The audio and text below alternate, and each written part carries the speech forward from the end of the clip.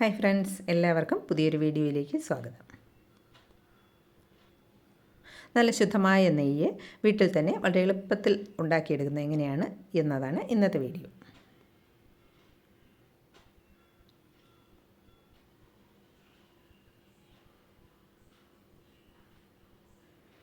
ഇതിപ്പോൾ ഒരാഴ്ചത്തെ പാൽപ്പാടയാണ്. 1 ലിറ്റർ പാലിൽ നിന്നും ഞാൻ ഓരോ ദിവസമായിട്ട് മാറ്റിവെച്ച പാൽപ്പാട.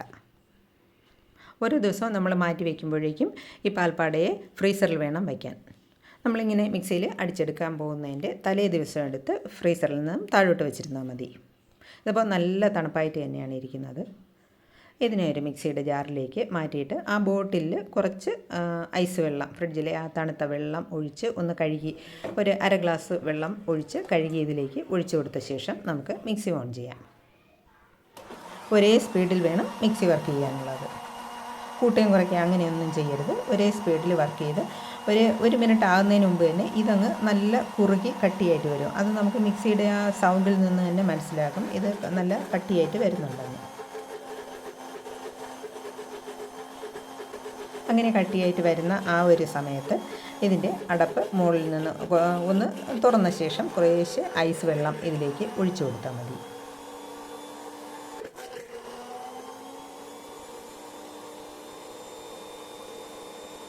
അപ്പോൾ കട്ടിയായിട്ടുള്ളത് കുറേശ്ശെ ലൂസായ ശേഷം അതിൽ നിന്നും വെണ്ണയങ്ങ് തിരിഞ്ഞു വരും.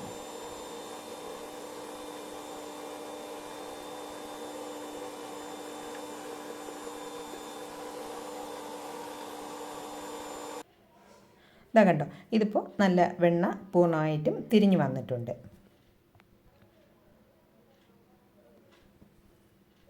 ഇതിനെ നമുക്ക് ഒരു പാത്രത്തിലേക്ക് മാറ്റാം. ഇതിപ്പോൾ വെണ്ണയും അതിലുള്ള ബാക്കി നമ്മൾ ഇങ്ങനെ ഒഴിക്കുമ്പോൾ ഉണ്ടാകുന്ന കുറച്ച് പാലിൻ്റെയൊക്കെ ആ ഒരു ഇതും കൂടെ ചേർന്നാണ് നമുക്കിങ്ങനെ കിട്ടുന്നത്. നമുക്ക് കൈവച്ച് തന്നെ നന്നായിട്ട് ഇതിനെ ഇങ്ങനെ അങ്ങ് മാറ്റുമ്പോൾ തന്നെ ഇത് ഒരു കട്ടയായിട്ട് ഇങ്ങനെ മാറും.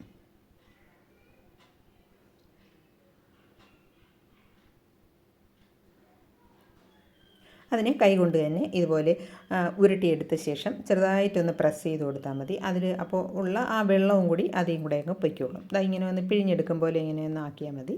അപ്പോൾ വെള്ളം അങ്ങ് പോകും.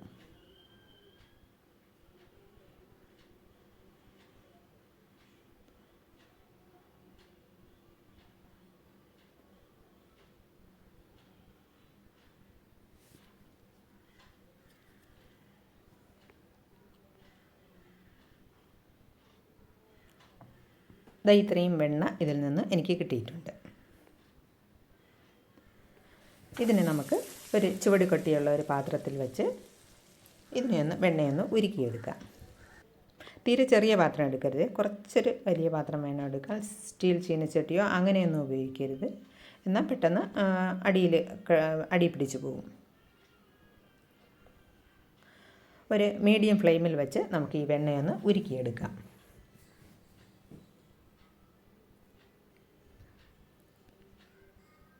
അതുപോലെ നിങ്ങൾക്ക് എൻ്റെ വീഡിയോ ഇഷ്ടമായാൽ ഒന്ന് ലൈക്ക് ചെയ്തേക്കണേ. ആദ്യമായിട്ട് കാണുന്നവരാണെങ്കിൽ ചാനൽ കൂടി സബ്സ്ക്രൈബ് ചെയ്യാൻ മറക്കല്ലേ പ്ലീസ്.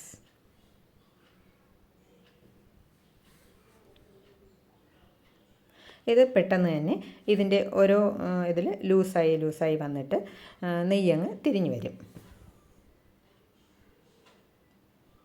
ഒരു മീഡിയം ഫ്ലെയിമിൽ തന്നെ വെച്ചിരുന്നാൽ മതി. കണ്ടോ, ഇപ്പോൾ കുറേശ്ശെ ആ നെയ്യങ്ങ് തിരിഞ്ഞു വരുന്നുണ്ട്. നല്ല മണവും, നെയ്യ് ആ തിരിഞ്ഞു വരുന്ന സമയത്ത് നല്ല മണവും കാണും.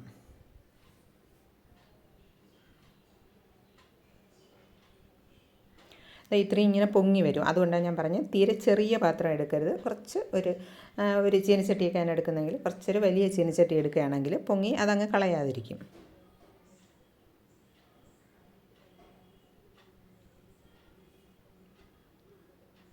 ഒരുപാട് അങ്ങ് മൂത്ത് പോകരുത്. കാരണം ഒരുപാട് മൂത്ത് പോയാൽ നെയ്യുടെ കളറും അതനുസരിച്ച് മാറും. ഈ ഒരു പരുവത്തിന് നമ്മൾ ഗ്യാസ് ഓഫ് ചെയ്യുകയാണെങ്കിൽ ആ ഒരു നല്ല കളറോട് കൂടിയ നെയ്യ് തന്നെ നമുക്ക് കിട്ടുകയും ചെയ്യും. ഞാനിപ്പോൾ ഗ്യാസ് ഓഫ് ചെയ്തിട്ടുണ്ട്. ഗ്യാസ് ഓഫ് ചെയ്താലും കുറച്ച് നേരം കൂടി അതൊന്ന് അല്പം കൂടി ഒന്ന് കളർ മാറും. മുഴുവനായിട്ടും ചൂട് പൂർണ്ണമായിട്ടും മാറുന്നതിന് മുമ്പ് തന്നെ ഒരു തുണി വെച്ചോ ഇല്ലെങ്കിൽ ഇതുപോലെ ഒരു സ്റ്റീൽ അരിപ്പ് വെച്ചോ നമുക്ക് അരിച്ച് മാറ്റാം. അതിൽ കുറച്ചൊക്കെ ഒരു കറുത്ത കളറിൽ അതിൻ്റെ ഒരു ഇതൊക്കെ കരിഞ്ഞ പോലെയൊക്കെ കാണും. അതിനെ അങ്ങ് മാറ്റിയെടുക്കാം. നന്നായിട്ട് തണുത്ത ശേഷം അല്പവും ഈർപ്പമൊന്നും ഇല്ലാത്ത ഒരു ബോട്ടിലേക്ക് മാറ്റാം. ഇതാ കണ്ടോ, നല്ല ശുദ്ധമായ നെയ്യ് നമുക്കിതുപോലെ ഉണ്ടാക്കിയെടുക്കാം. ദിവസവും ഇതിൽ നിന്ന് ഒരു സ്പൂണ് നെയ്യ്, കുട്ടികൾക്കായാലും വലിയവർക്കായാലും ഒരു സ്പൂണ് നെയ്യ് കഴിക്കുന്നത് ആരോഗ്യത്തിന് വളരെ നല്ലതാണ്.